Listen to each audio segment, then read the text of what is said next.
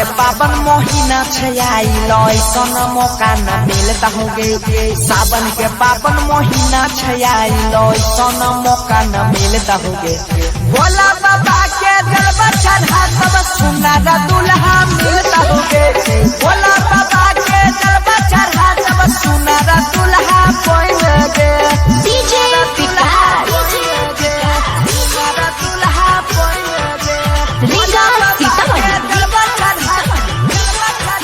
presented by Albina Recording Studio, Simra.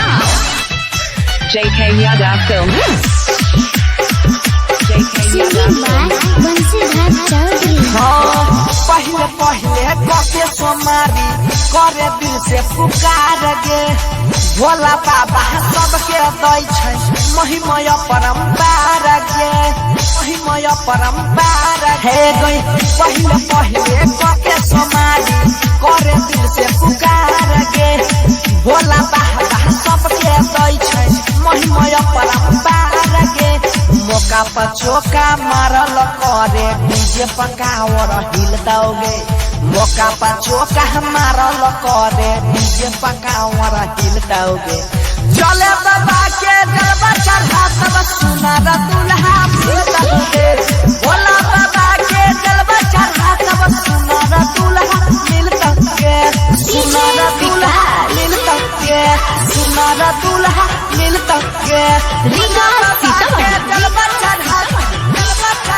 Presented by Albina Recording Studio, Simra. JK Yadav Films.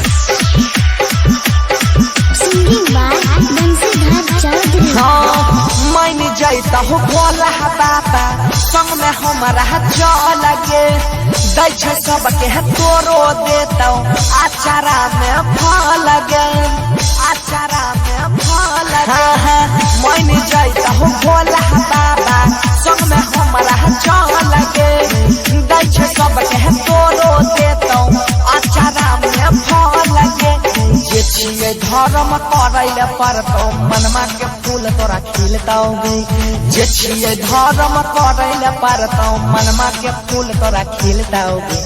Bhola बाबा के जलवा चढ़ा तब सुनर दुल्हा मिलताओगे। भोला बाबा के जलवा चढ़ा तब सुनर दुल्हा मिलताओगे।